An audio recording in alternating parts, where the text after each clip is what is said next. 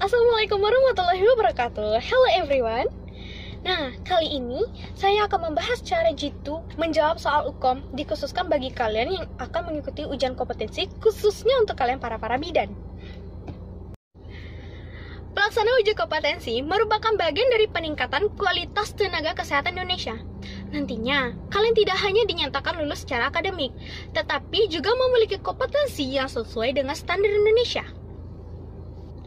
Uji kompetensi adalah proses pengukuran pengetahuan, keterampilan, dan perilaku peserta didik pada perguruan tinggi yang menyelenggarakan pendidikan tinggi pada bidang khususnya kesehatan.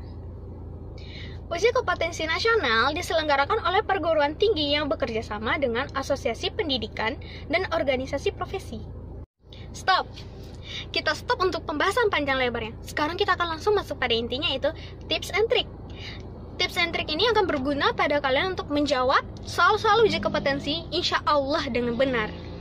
Yang pertama, cari kata kunci soal. Nah, nanti pada setiap soal kasus pada ujian kompetensi nanti, kalian akan menemukan satu atau dua kata kunci soalnya yang akan mengarah pada jawaban yang benar. Ketika kalian menemukan kata kunci tersebut, silahkan kalian garis. Nanti untuk mencari kata kuncinya, kalian harus fokus membaca soal itu. Karena jika kalian tidak fokus, maka kalian tidak akan menemukan kata kunci yang benar. Yang kedua adalah analisis data secara tajam dan akurat. Selain kata kunci, di soal juga akan menyertakan data-data yang membantu kamu untuk menganalisis jawaban kamu yang benarnya. Nanti, saat kalian sudah menemukan kata kunci, itu akan selalu tersambung dengan data-data pendukung. Yang ketiga, ini nih yang paling gawat, yaitu tidak terjebak atau terkecoh dengan pilihan jawaban. Layaknya seperti soal-soal ujian lainnya, soal UKOM pun juga seperti itu, menjebak jawabannya. Nah, nanti kalian harus benar-benar teliti saat melihat daftar-daftar jawabannya. Jangan sampai deh cuma 1-2 kata kalian jadi salah.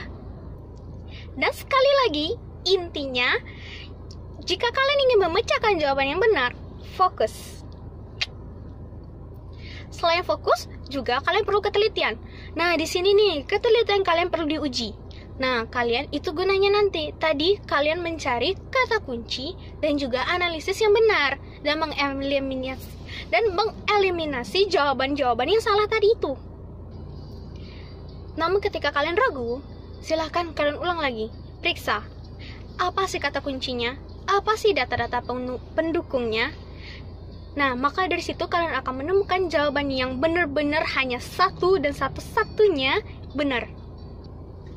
Camkan bagi kalian, jawaban UKOM hanya ada satu, dan itu atas hasil kerja keras kalian menjawabnya dengan yang benar dan bisa dapat ditemukan dengan analisis yang benar dan tajam.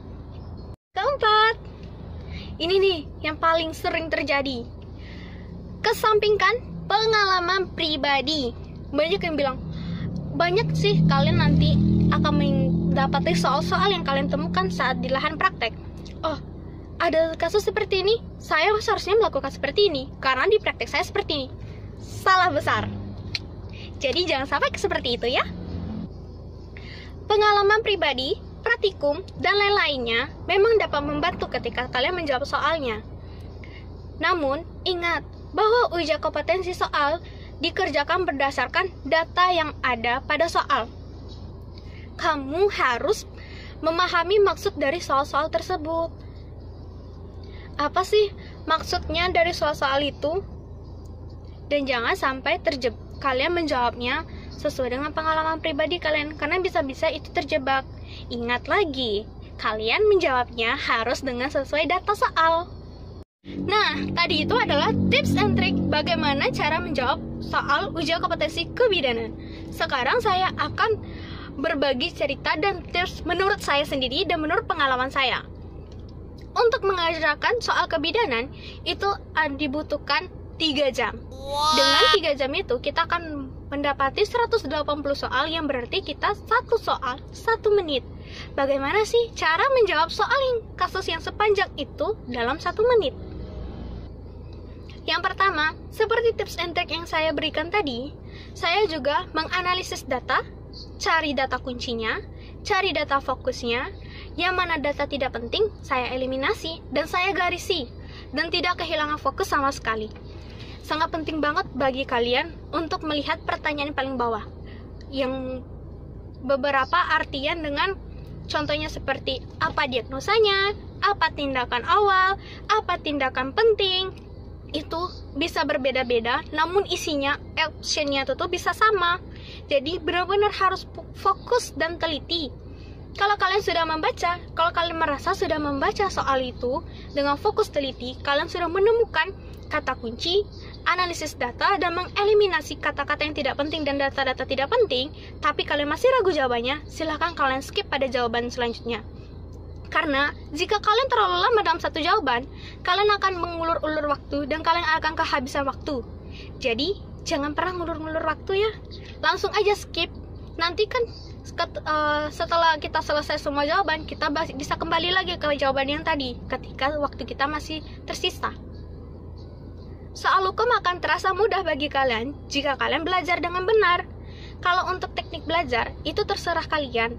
Bagaimana kalian biasanya belajar untuk menghafal, untuk menjawab soal, dan bagaimana cara kalian bisa mengerti cepat. Pada saat ujian UKOM, memang banyak sekali aturan-aturan yang harus kita pahami. Contohnya, kita harus ada 60 menit sebelum ujian dimulai di tempat tersebut. Kita tidak boleh melihat ke kanan ke kiri atau kita akan dieliminasi. Kalau kita ingin ke toilet atau minta tisu, cukup angkat tangan. Nanti para pengawasnya akan datang juga. Ini nih yang penting banget nih. Ketika kalian nanti sudah di dalam ruangan dan sudah diberikan soal, nanti akan ada perintah untuk memeriksa soal. Kalian benar-benar harus teliti memeriksa soal kalian.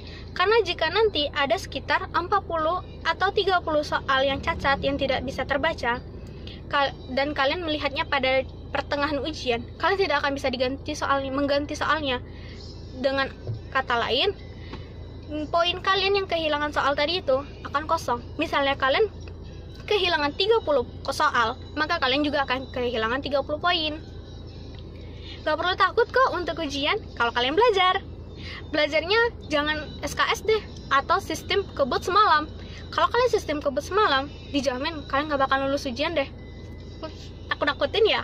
Tapi memang benar adanya. Jadi jangan dibawa enteng ya ujian kompetensi. Nah, itu semua adalah tips and trick dari saya. Lalu caranya menceritakan bagaimana pengalaman saya untuk menjawab soal dan menghadapi soal ujian UKOM.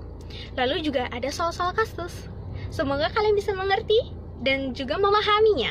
Saya doakan bagi kalian yang akan mengikuti ujian UKOM selanjutnya, semoga kalian beruntung dan kita bisa menjadi teman sejawat. Bye-bye. Assalamualaikum warahmatullahi wabarakatuh.